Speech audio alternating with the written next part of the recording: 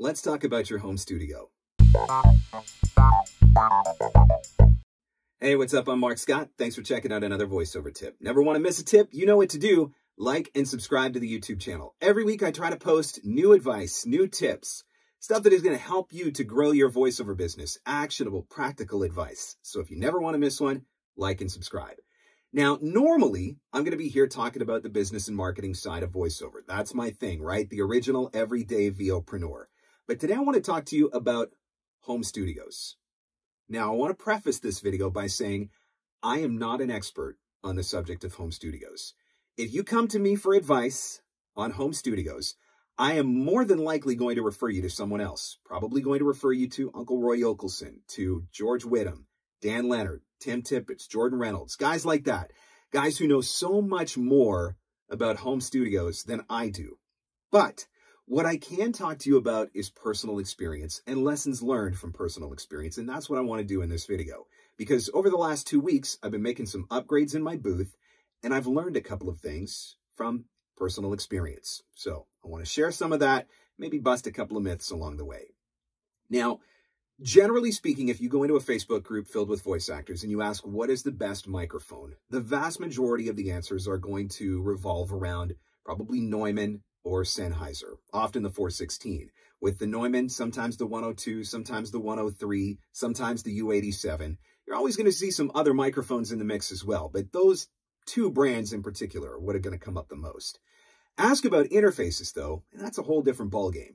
You're going to get answers that go right from the Focusrite Scarlett 2i2 all the way up to the Apollo Twin, mixing in an Avalon 737 preamp, and you can spend a lot of money when it comes to preamps and interfaces. So that's what I want to talk to you about today. Now, as you can see here, I have a Neumann U87 right here, and I have a Sennheiser 416 right there. Those are my two workhorse microphones. I use them every day. The U87, probably about a $4,000 microphone, and the Sennheiser 416, probably about a $1,500 microphone. Now, I want to make it abundantly clear that I have not always had these. I was actually making six figures when I first purchased the 416. The U87 was actually a gift, but the 416 didn't come until I was already making really good money, which means that I built my voiceover business on much less expensive microphones. So that's the first myth, that you've got to have a super fancy mic in order to grow your business. If you have the means to go out and get a 102 or a 103 or something like that, if you have the means to go out and get a 416 right out of the gate, of course, do it. Why not if you've got the money? But what I don't want to see you do is rack up tons of credit card debt, spending money on microphones that you may not necessarily need. I had two other microphones before I got to the 416, and those microphones did just fine for me. Did they sound as great? No, but I mean, come on, U87, 416, but did they sound good enough to get the job done? Absolutely, they did. So that's the first thing I want to make very clear. You don't need to have a U87 in order to do voiceover. The other thing I want to talk about is the interface. I carried guilt for a lot of years. Not even guilt, shame. I carried shame for a lot of years.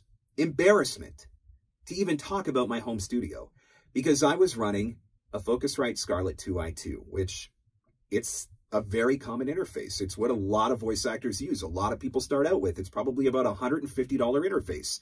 And so here I am with a $4,000 Neumann, a $1,500 Sennheiser, and I'm running them through a $150 interface. And I felt embarrassment about talking about that because you will get judged in this industry, right or wrong. And by the way, it's wrong, but you will get judged. And so I never talked about it a lot. Now, recently, I found myself in a situation where I needed to upgrade my interface. My studio has been pre-wired with Cat 6 cable. So I'm in my booth right now. My office area is out there. It's a ways away from my booth. And so I couldn't just run USB cables.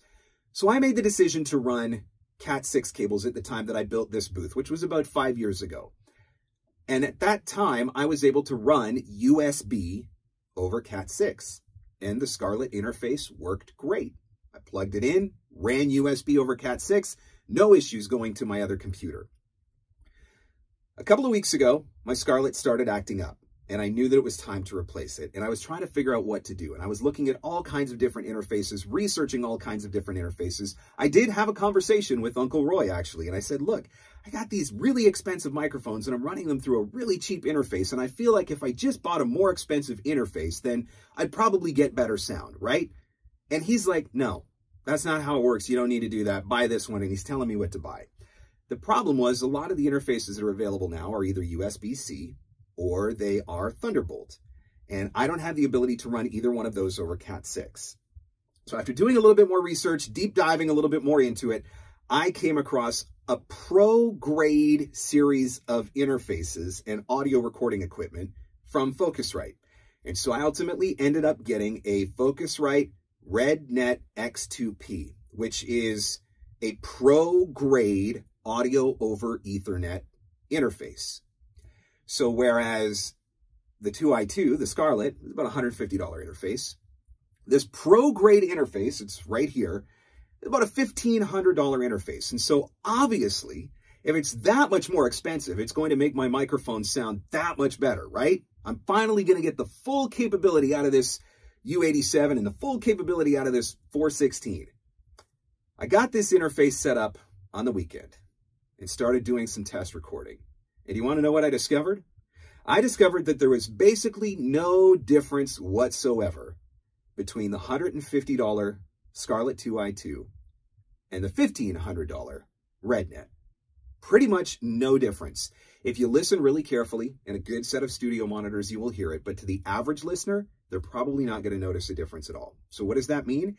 It means that we are spending a lot of money on fancy equipment that we probably don't need to be spending money on. Now, again, if you're starting out, there's nothing wrong with the Scarlett. It does what it needs to do. There's nothing wrong with the Steinberg, the UR22, I believe, $150 interface. The Yamaha AG03, I've run one of those. I still run one of those. $150 interface. Sounds fine. There's nothing wrong with it.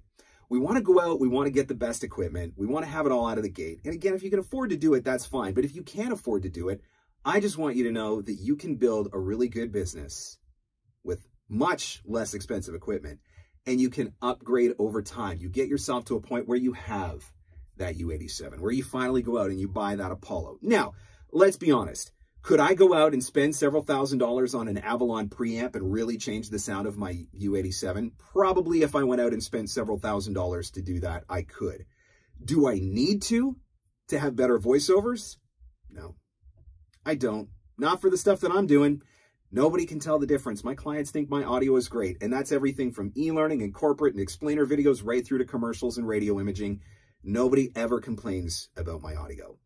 So I just wanted to share this video, again, not because I'm a studio guru, not because I'm a tech genius, not because I understand all of the ins and outs of it. I just wanted to share my experience of what it was like to go from a $150 interface to a $1,500 interface, pro-grade $1,500 interface, and not notice any discernible difference between the quality of the recording that I was getting using either the Neumann U87 or the Sennheiser 416. So put a little bit of money back in your wallet, keep a little bit of money in your bank account, invest that money in other things. That money that you were going to spend on that $1,500 Apollo or whatever might be better spent on some more coaching. That money that you were going to spend on that U87, put that towards a new demo. You probably don't need it yet. Now, should you just go out and buy the cheapest USB microphone that money can buy and start doing voiceovers? No, I don't think you need to be doing that. But I don't think that you need to go out and get the most expensive equipment right out of the gate. I think you can save your money. I think you can invest it in other ways. And so that's been my experience. And I just wanted to share it for whatever it was worth. Again, if you need professional advice on what to do with your home studio, what microphone should I buy? What interface should I buy? How do I get it all set up and running? Don't ask in the Facebook groups. Go straight to the pros. Talk to Roy Yokelson. Talk to George Whittam. Talk to Dan Leonard. To Jordan Reynolds, to Tim Tippett. Go straight to those guys and figure it out. But I think you're going to find that many of them are going to tell you the same thing.